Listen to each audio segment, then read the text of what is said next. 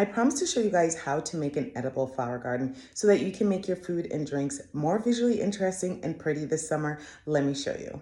You're gonna need a container, a raised garden bed, a regular garden bed, somewhere that you can plant your flowers in. This is certainly gonna require me to have some energy, so let me make some coffee. I hope no parts are missing because it's the worst when you're trying to put something together and a piece is missing. Now that I'm thinking, this is 2 layers and there's going to be a third. So I should probably bring this outside and finish assembling it because my husband's not home. He's not going to be able to help me bring it outside. So let me do that.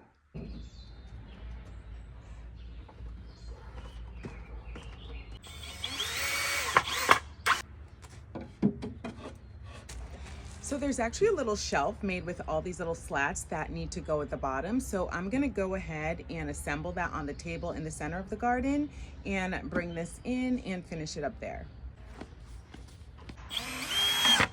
I'm really happy with how this came out. If you can get organic potting mix or soil, please go for that because you are going to be consuming these flowers. Also, look for nourishing ingredients like the earthworm casting, alpha meal, kelp meal.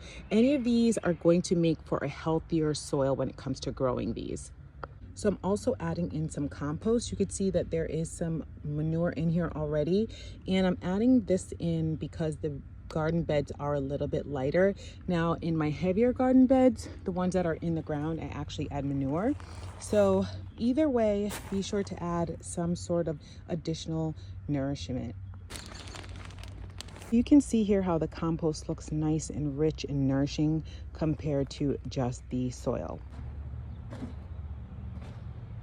Let's talk about what I'm going to be planting. So this is nasturtium. I'm going to put this in the bottom box. It does drape and crawl, so that's why I want it to be in the lower one so that it can grow along the fence. Violas and pansies are another great option. They come in several colors.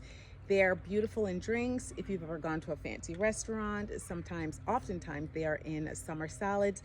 I'm sure we've all heard of chamomile tea. Chamomile is definitely one of those things you want to put in your garden. Lemon thyme, the lemon balm, and the lemon verbena are options that I think you would absolutely love. And one that I didn't mention because my roses are actually in their own beds back there is roses. Obviously, you can make rose syrup. There are rose tonics, there are rose face products. Rose is absolutely edible. Make sure you're getting a variety that is edible. I'm gonna have some more information on all of these in the caption. So let me get started to planting these because I gotta get my day going.